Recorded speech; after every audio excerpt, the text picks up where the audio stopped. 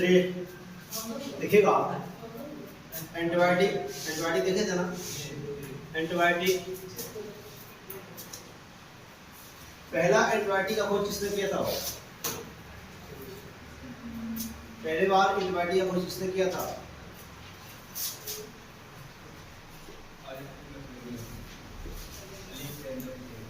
Alexander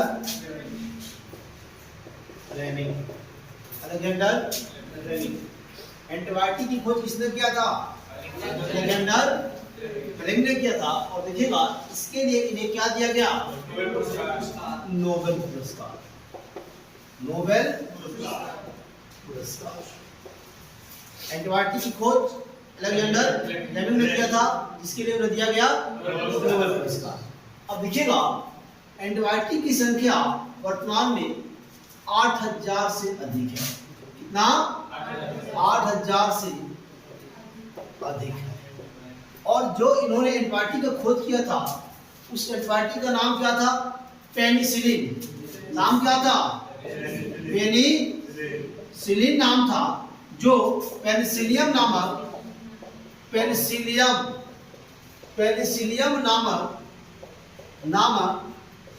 कवक से, किससे हो?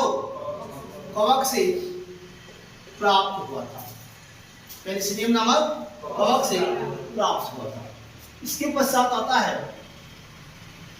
कि टीका का खोज किसने किया? तो टीका का खोज किसने किया था? किसने किया था? एडवर्ड जेनर ने। टीका का खोज किसने किया? Edward Jenner. अब देखिए, एक तो मेरी बात टीका की, लेकिन देखिएगा इसके पश्चात वर्तमान में जो हम लोगों का समय बीता 2020-21 का, इसमें एक होड़ सा लगा रहा कि कोरोना वैक्सीन का खोज सबसे पहले हम कर ले, सबसे पहले हम करें। अर्थात विश्व के अनेक देश इसके पीछे लगे रहे कि कोरोना वैक्सीन का खोज सबसे पहले मैं करूं, ताकि हमारे देश के नागरिक बच सके।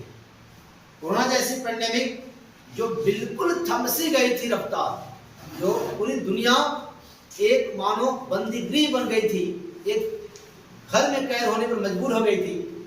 और याद रखिएगा कि इस टीका का खोज भारत में भी हुआ, कोविशील्ड और कोवैक्सीन के रूप में। ठीक, कोविशील्ड और कोवैक्सीन के रूप में हुआ, जबकि फाइजर ने किया, स्पुतनिक रूस ने किया, अन्य देशों ने अलग अलग टीकों का खोज किया। अब देखिए, टीका का खोज किसने किया? एडवर्ड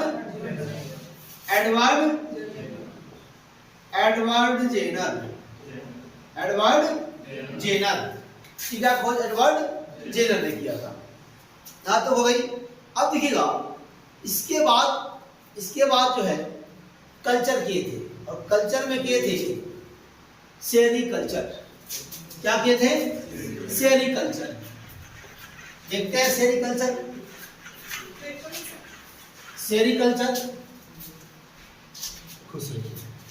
सेरीकल्चर देखिएगा,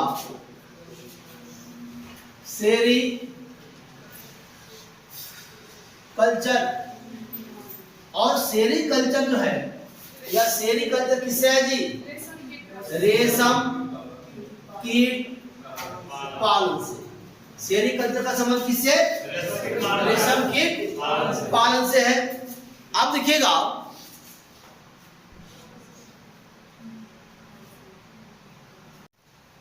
सेरीकल्चर देखिएगा, सेरीकल्चर का संबंध किससे?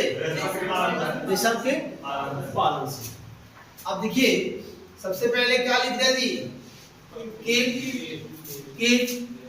कीट के बाद क्या लिखे? क्या? कीट देता है अंडा। कीट देता है अंडा। अंडा से होता है लार्वा, और लार्वा से होता है क्या? प्यूपा, और प्यूपा से प्राप्त होती है रेशम की प्राप्ति। किससे? प्यूपा से। इसके बाद कर देते हैं क्या? ककून, और ककून से प्राप्त होता है क्या? व्यापारिक रेशम। अब देखेंगे हम कि ककून से प्राप्त होता है व्यापारिक रेशम, और याद रखिएगा कि रेशम रासायनिक रूप से बना होता है।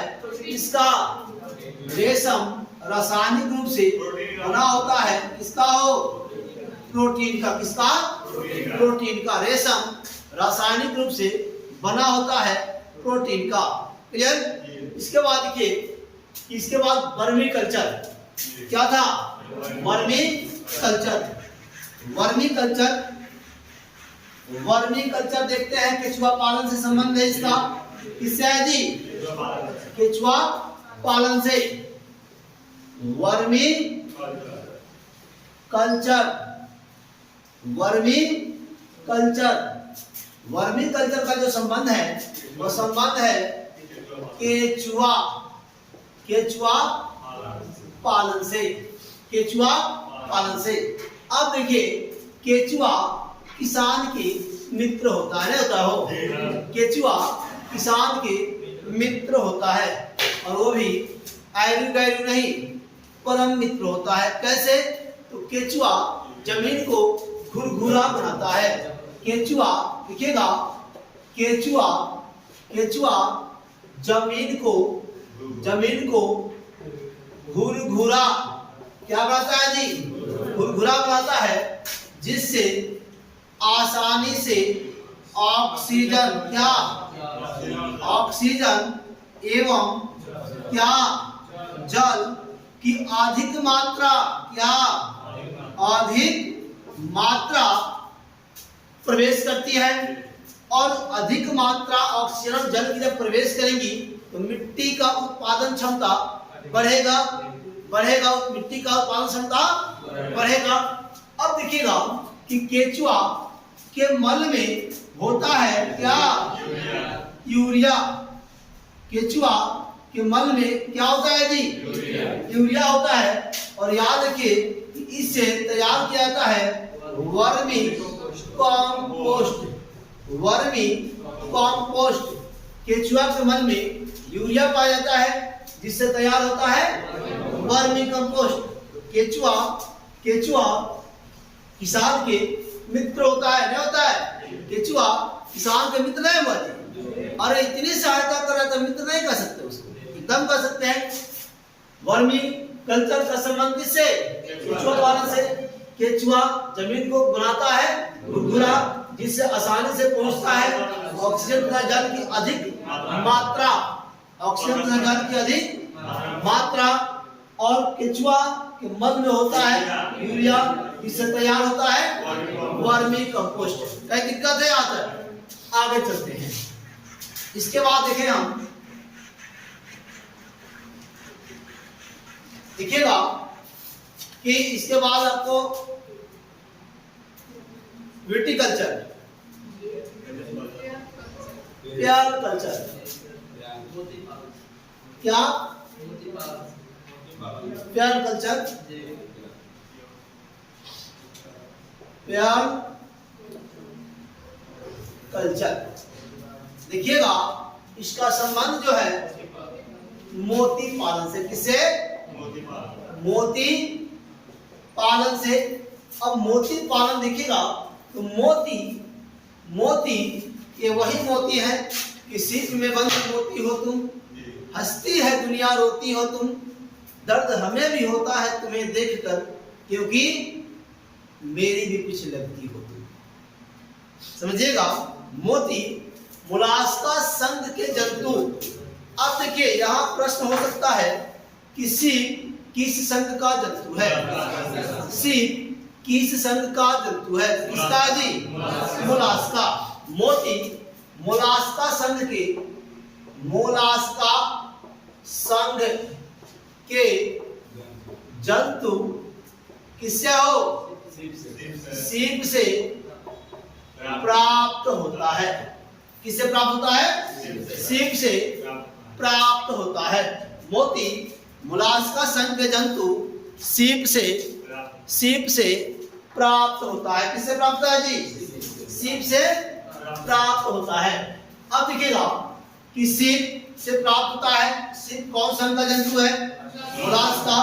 विश्व में सर्वाधिक मोती पालन कहाँ? जापान में। कहाँ? जापान में। कहाँ जी? जापान में होती है। कहाँ होती है? जापान में। अब देखिएगा कि यह बना होता है किसका? क्या क्या बना होता है? क्या? मोती रासायनिक रूप से कैल्शियम कार्बोनेट का बना होता है। क्या बना होता है जी? मोती रासायनिक रूप से, किस रूप से? रासायनिक रूप से बना होता है किसका? कैल्शियम कार्बोनेट का। किसका? कैल्शियम कार्बोनेट का। तो प्यार कल्चर का संबंध किससे? मोती पालन से। मोती किस संघ के जंतु से प्राप्त होता है? मोलास्का। मोलास्का संघ का जंतु का नाम बता दीजिए। सीप। क्या है जी? सीप। क्या है? सीप। और सीप से प्राप्त होता है मोती। और याद रखिएगा, इसलिए हमने बोला सीप में बंद मोती हो तुम। अब देखिएगा मोती रासायनिक रूप से बना होता है कैल्शियम कार्बोनेट का। बाबू इसको याद रखिएगा आप लोग, कैल्शियम कार्बोनेट का बना होता है। अब देखेंगे इसके बाद हम देखे थे मोती पालन के बाद क्या है जी? क्या? Viticulture, apiculture. चलिए डांसिंग पोजीशन में, ठीक है। क्या है जी?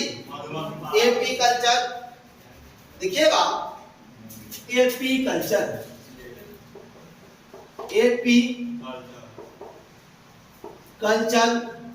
इसका जो संबंध है यह मधुमक्खी पालन से। किससे हो? मधुमक्खी पालन से। एपीकल्चर का संबंध किससे? मधुमक्खी पालन से। मधुमक्खी एक सामाजिक, क्या जी? सामाजिक कीट है। मधुमक्खी एक सामाजिक कीट है क्योंकि यह रहते हैं झुंडों में। किस में रहते हैं जी? झुंडों में रहते हैं, समूहों में रहते हैं, झुंडों में रहते हैं। जब भी देखिएगा, एक तरह से हम ये भी कह सकते हैं कि जब भी हम मधुमक्खी की छत्ता को देखते हैं तो मधुमक्खी एक दूसरे से चिपके हुए रहते हैं, अर्थात वह अपने परिवार के सदस्य को खोना नहीं चाहते। उनके जो परिवार के सदस्य होते हैं वो सदस्यों के बीच में इतने समन्वय स्थापित करके रहते हैं। तो देखिएगा कि मधुमक्खियों में क्वीन की संख्या एक होती है। कितनी होती है जी? एक होती है।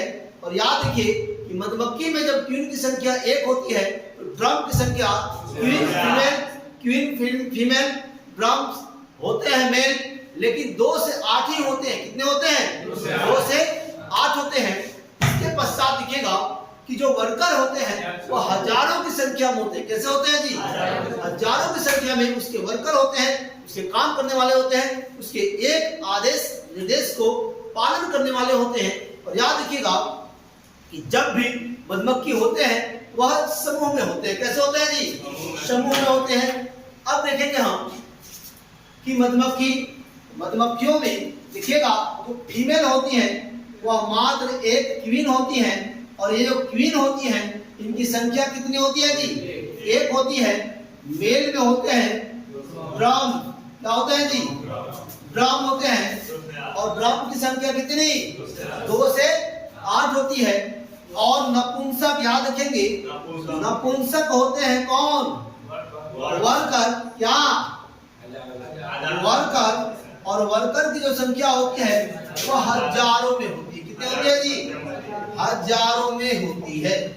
हजारों में होती है, लाखों हजारों में, है कि नहीं हो? आ रहा है अच्छा बंधन? देखिएगा, नहीं आ रहा है? वो इतनी सुंदर गाना लगता है, लाखों हजारों में मेरी बहना है।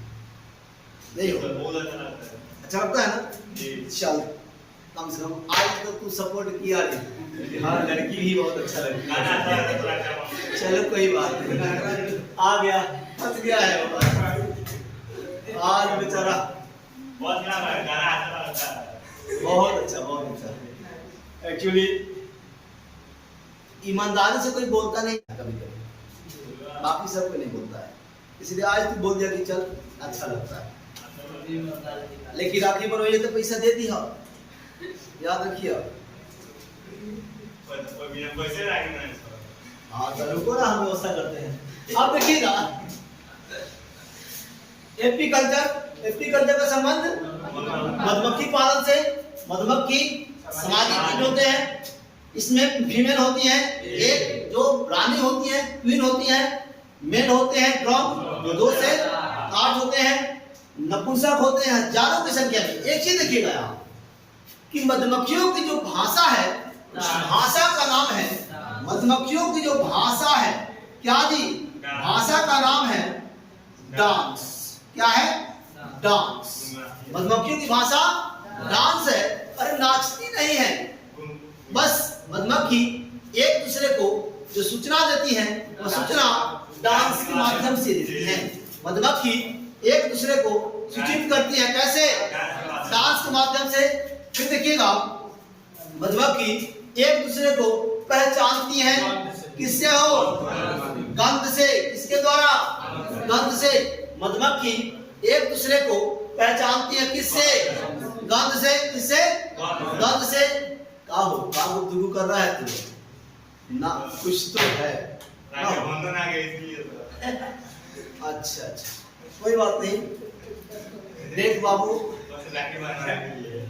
सुनो, एक चीज देख लीजिए, रक्षाबंधन के दिन आप कुछ देते हैं नहीं देते हैं अलग बात है, आप अपना स्नेह उसको देते रहे, यही उसके लिए काफी होता है। स्नेह काफी होता है। आप 2 माह 4 माह उसके घर चले जाए, काफी है उसके लिए। ऐसा नहीं है कि आप अपना खेतवा लिख दीजिएगा, लिखाने लिख दिया। चलिए यहाँ देखिए, मधुमक्खी एक दूसरे को सूचना देते हैं गंध से। अब एक चीज देखिएगा, मधुमक्खियों से हमें प्राप्त होता है शहद। क्या प्राप्त होता है जी? शहद। और शहद का स्वाद होता है मीठा। शहद का स्वाद होता है मीठा। किसके कारण? फ्रक्टोज और शुगर के कारण। शहद का स्वाद मीठा होने का कारण फ्रक्टोज और शुगर होता है। फ्रक्टोज और शुगर होता है। देखेंगे फिर एपीकल्चर का संबंध मधुमक्खी पालन से। मधुमक्खी एक सामाजिक कीट होते हैं, क्योंकि ये रहते हैं समूहों में, झुंडों में। और मधुमक्खियों की जो भाषा है, भाषा डांस है। डांस का पता लगाए थे वान फ्रिश। देखिएगा डांस का पता वान फ्रिश। कौन हो? वान फ्रिश महोदय वैज्ञानिक थे, जिन्होंने लगाया, जिसके लिए इन्हें दिया गया विश्व का सबसे बड़ा सम्मान नोबेल पुरस्कार। कौन हो? नोबेल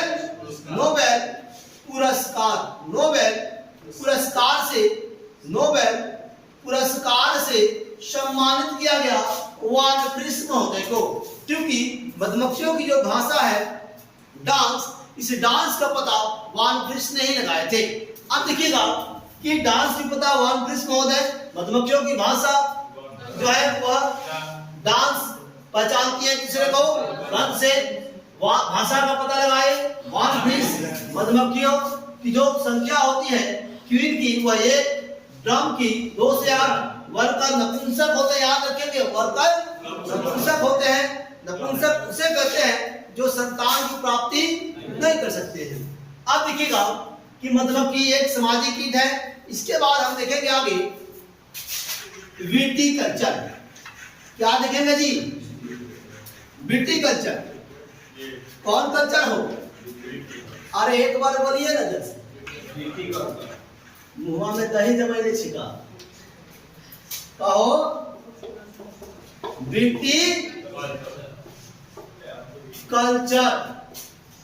विटीकल्चर का संबंध किससे? अंगूर की खेती से। अंगूर की खेती से। विटीकल्चर अंगूर की खेती का नहीं पढ़ा रहा है तो कोई दिक्कत है? वो आप लोग हंसते हैं ना तो हमें बहुत लग जाता है कि क्या बात है, गलती है। अरे गलती है, बैठ मारेंगे नहीं, ऐसा बात थोड़ी ना है। खुश, अच्छा ओके, खुशी है तब तो हंसी है, गम होगा तो रोना ही है। रोना हो तो रात में रोइएगा, कोई देखे नहीं, रुमाल ले लीजिएगा, पूछते रहिएगा, रोते रहिएगा, पूछते रहिएगा, रोते रहिएगा। एक्सपीरियंस शेयर कर दे रहे हैं। अगर रोना ही होगा तो रात में रुमाल ले लीजिएगा, लाइट ऑफ कर दीजिएगा, रोइएगा, पूछिएगा, रोइएगा, पूछिएगा। कोई आ भी जाए तो नहीं देखे कि बेटा बेटी रो रहा है ना, अब काहे रो रहा है तो समझे, तो हम ले जानते हैं। चलिए, क्योंकि जब रोइएगा तो रोना पड़ जाएगा सारा चीज, इसलिए रोना बंद कीजिए। अभी वक्त है पाने का, हंसने का। रक्षाबंधन आ रहा है। विटीकल्चर का संबंध अंगूर की खेती से, ठीक, किससे हो? अंगूर की खेती से। हो गया, विटीकल्चर का संबंध अंगूर की खेती से। अब इसके बाद देखिएगा हॉर्टिकल्चर। हॉर्टिकल्चर देखिएगा, हॉर्टिकल्चर और हॉर्टिकल्चर का संबंध किससे? फल सब्जी। किससे हो? फल सब्जी, सब्जी उत्पादन या खेती से, ठीक, फल सब्जी से। फिर देखिएगा इसके बाद हम और किए थे कुछ, क्या था जी? बोलिए। हॉर्टिकल्चर हो गया, विटीकल्चर हो गया, सिल्वीकल्चर। देखिएगा सिल्वीकल्चर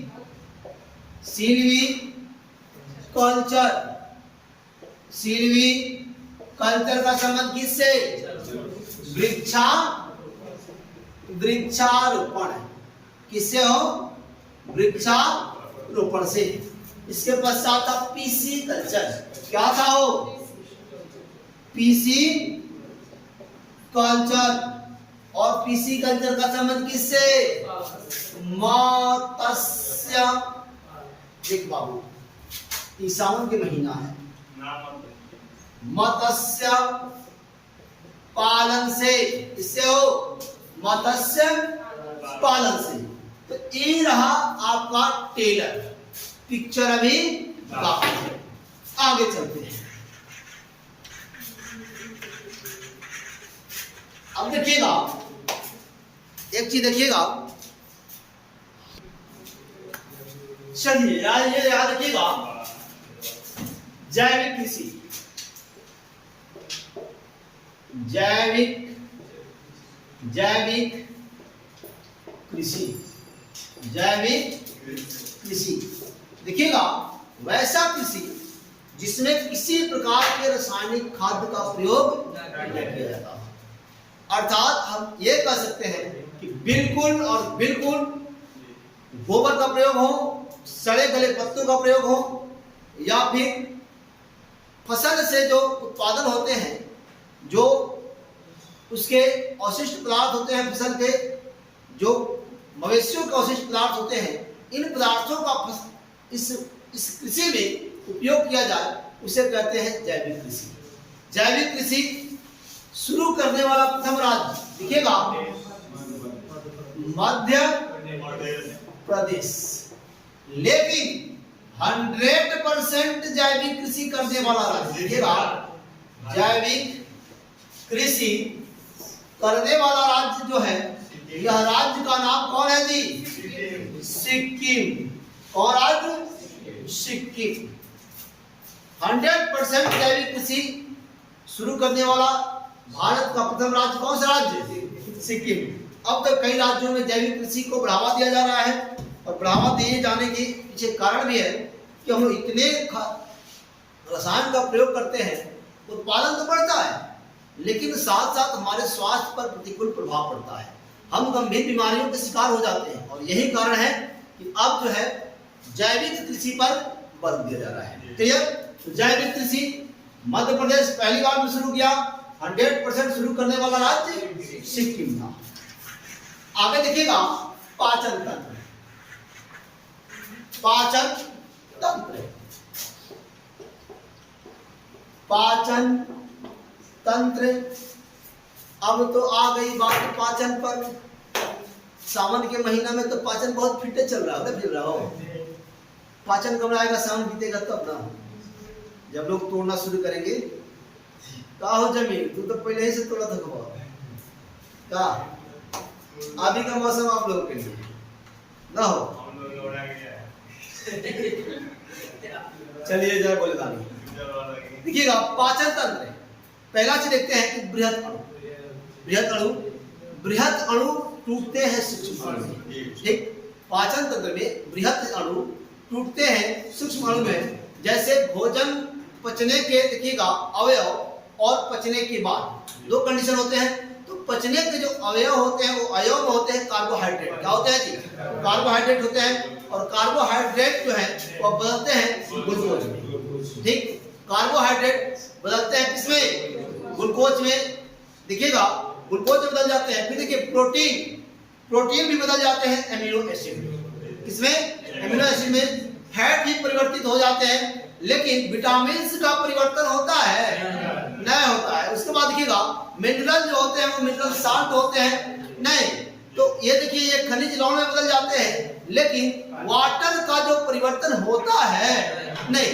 अब देखिएगा इसके बाद पाचन एक भौतिक रासायनिक क्रिया है। अब जानते हैं पाचन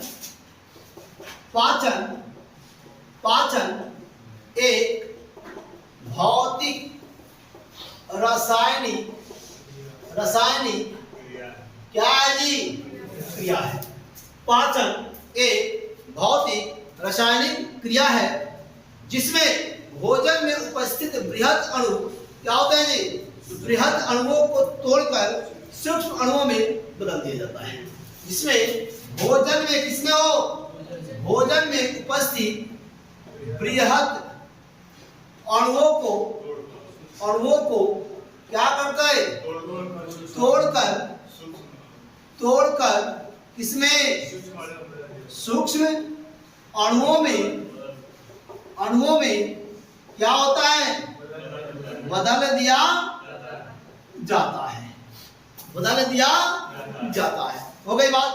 अब देखिएगा इसमें प्रश्न आते हैं, कुछ ऐसे प्रश्न जो बहुत ही क्रांतिकारी प्रश्न है, बहुत ही लाजवाब प्रश्न है। जिस प्रश्न को हम देखते हैं तो प्रश्न देखिएगा, प्रश्न होगा कि खिलाड़ी को दौड़ने के तुरंत बाद खिलाड़ी को, देखिएगा प्रश्न एक आता है, प्रश्न है आपको कि खिलाड़ी को, किसको जी?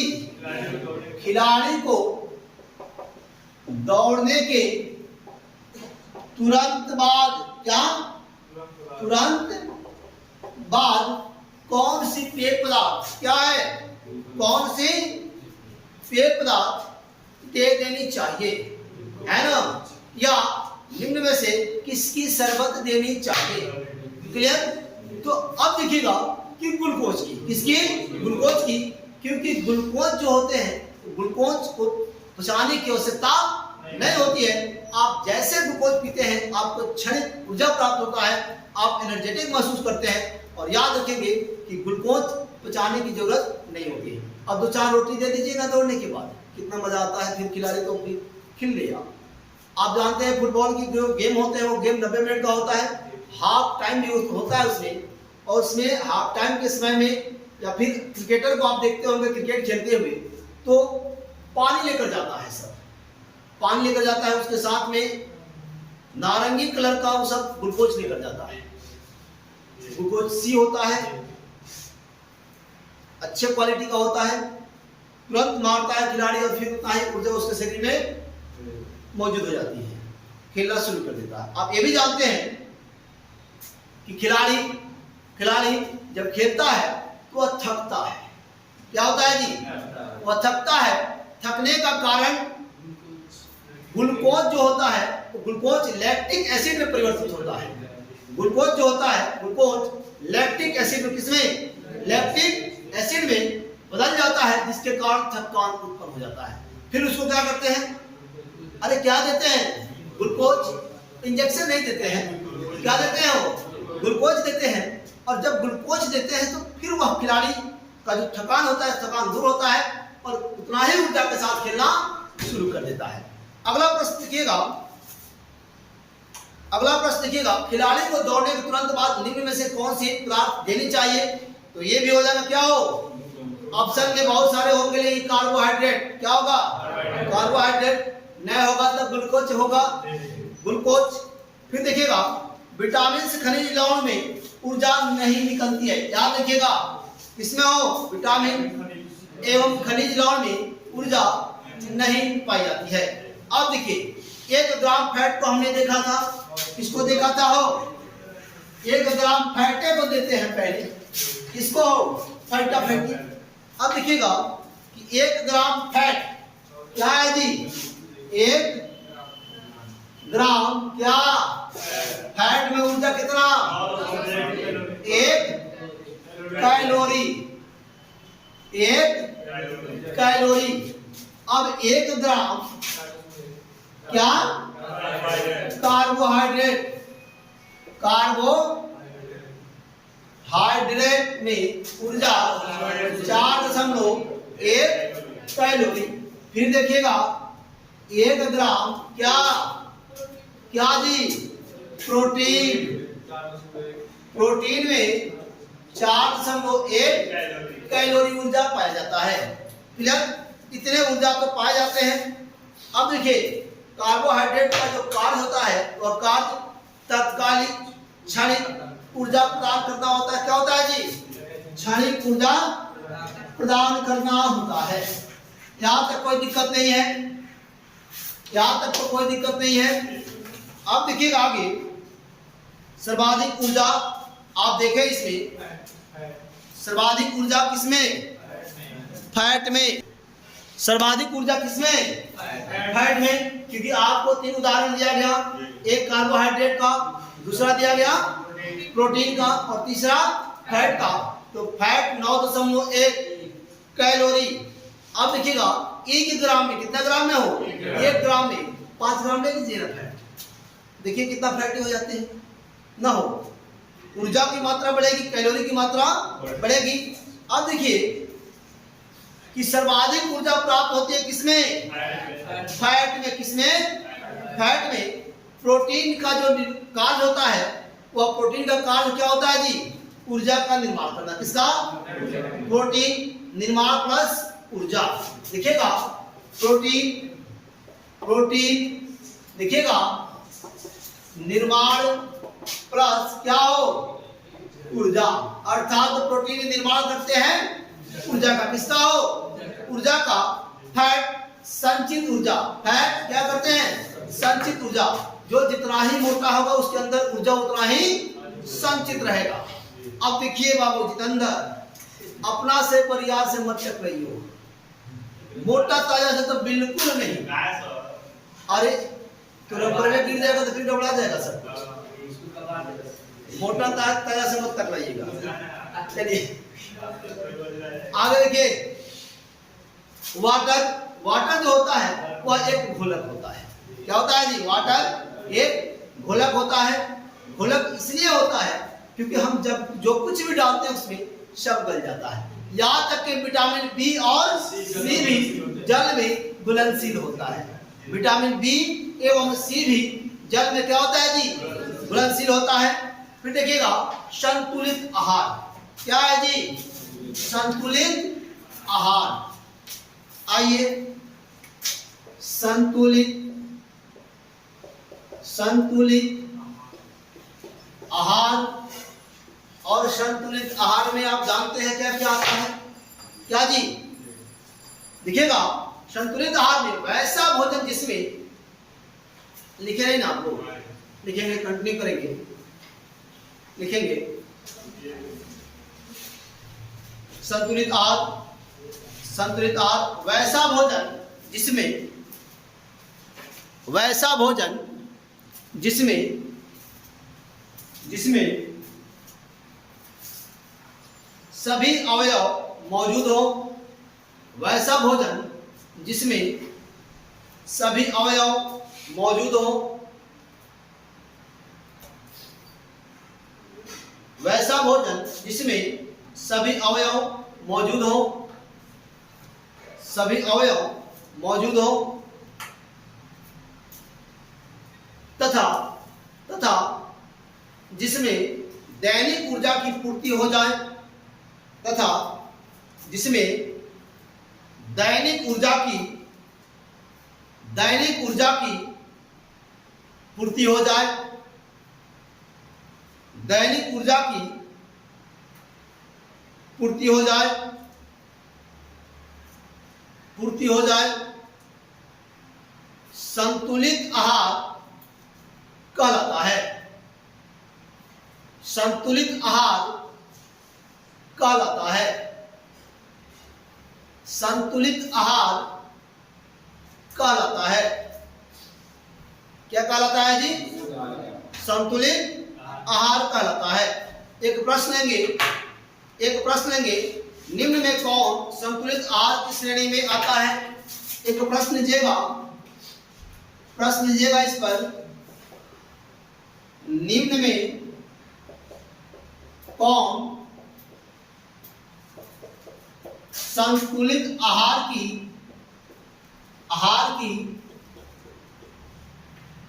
श्रेणी में आता है? निम्न में कौन संतुलित आहार की श्रेणी में आता है? ऑप्शन ए में लेंगे दूध, क्या जी? दूध। केला, बी में क्या लिखेंगे? केला। सी में अंडा, डी में लिखेंगे मिश्रित भोजन। उत्तर क्या होना चाहिए? क्या होना चाहिए उत्तर? मिश्रित भोजन। उत्तर क्या होगा? मिश्रित भोजन। टिक आउट कर लेंगे मिश्रित भोजन पर। हो गया। अब देखिएगा कुपोषण को दो भागों में बांटा गया है। हो गया। लिखेंगे क्योंकि कुपोषण का ही डायग्राम है तो लाजमी होना चाहिए, होता है। देखिएगा अति पोषण है, इधर लिखेंगे अति पोषण। क्या लिखेंगे? अति पोषण। और अति पोषण में कर लेंगे मोटापा। क्या करेंगे जी इसके नीचे? मोटापा। इसके बाद लिखेंगे बीपी। इसका मतलब तो आप लोग समझ ही सकते हैं, ये जो एरो ऊपर लेके जाता है क्या होगा? हाँ, बीपी हाई। इसके बाद लिखेंगे हाई पर, ज्यादा कुछ मत बताओ, हाई पर टेंशन। Hyper tension. क्या जी? Hyper tension. और इसके बाद मधुमेह। क्या होगा? मधुमेह। क्या होगा जी हाइपरटेंशन के बाद? मधुमेह। देखिएगा कि अति पोषण ज्यादा खाइएगा तो मोटापा, और जब मोटा होइएगा तो बीपी हाई, और जब बीपी हाई होगा तो होगा हाइपरटेंशन, और हाइपरटेंशन होगा जब टेंशन बढ़ेगा तो होगा शुगर की बीमारी। क्या होगा? मधुमेह। और जब मधुमेह होगा तो सोच लीजिए चाहे आपका यूरिन निकला वही चिट्ठी लगना शुरू, मधुमेह है। टेस्ट कराने की आवश्यकता नहीं है, ये तो ऐसे ही पता चल जाता है, न समझे? तो देख लीजिए अति खाने से अति रूपेण वै सीता, अति घमंड में रावण, अति दानी बलि वर्धो, अति सर्वत्र वर्धते। सोच लीजिए अगर ज्यादा कुछ खाइएगा तो ये गड़बड़ी। देख लीजिए कितना बढ़िया है। अब आते हैं न्यून पोषण।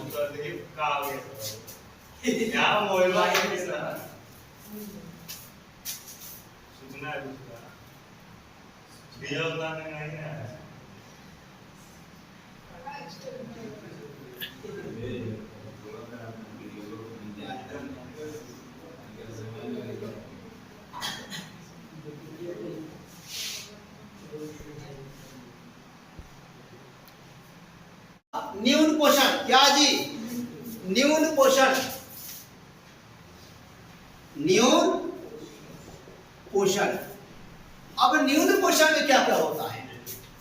बच्चों में प्रोटीन की कमी। पहली बीमारी देखिए, बच्चों में किसकी कमी? प्रोटीन की कमी। बच्चों में प्रोटीन की कमी, जिसके कारण होता है क्वास्टियोकोर, जिसके कारण होता है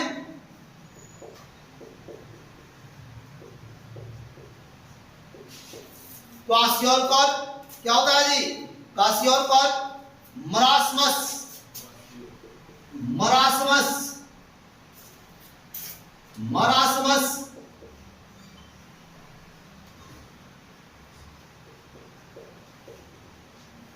मरासमस पोषण तत्व की कमी से होने वाले ये रोग है। अब देखिएगा, एक व्यक्ति ने अधिक खाया तो देखिए क्या हो गया? किसी ने खूब खाया, आधा खाया आधा फेंक दिया, इन होता है हो। याद रखिए कि हम जिस चीज को बर्बाद करते हैं उस चीज के लिए कोई ना कोई तड़पते रहता है, इसलिए हम उसे संजोए, बचा कर रखें। हम उतना ही उसका सेवन करें जितना से हमारा जीवन चल सकता है। ऐसा नहीं सेवन करें कि हम पूरा फैटी हो जाए, फैटी होने के बाद बीपी हाई हो जाए, बीपी हाई होने के बाद हाइपरटेंशन हो, और हाइपरटेंशन के बाद मधुमेह हो, और सारा जिंदगी टैबलेट घोटते रहे। नहीं होगा, यह नहीं होना चाहिए। आगे देखिएगा कि न्यून पोषण जो कम खाता है, जिसको प्राप्त नहीं हो पाता है, जो कहीं किसी लायक मतलब वह साधन विहीन होता है, तो वह बच्चों में सबसे पहले प्रोटीन की कमी हो जाती है। ये बीमारियां सबसे अधिक बच्चों में होती है। क्वास्टियोकोर नामक बीमारी होती है और मरासमस नामक बीमारी होती है। तो दोस्तों, यदि अभी तक हमारे YouTube channel Shreya GS vision को सब्सक्राइब नहीं किया है तो सब्सक्राइब करें, लाइक करें, बेल आइकन दबाना ना भूलें, अपने दोस्तों को शेयर करें। इसी के साथ जय हिंद, जय भारत, भारत माता की जय।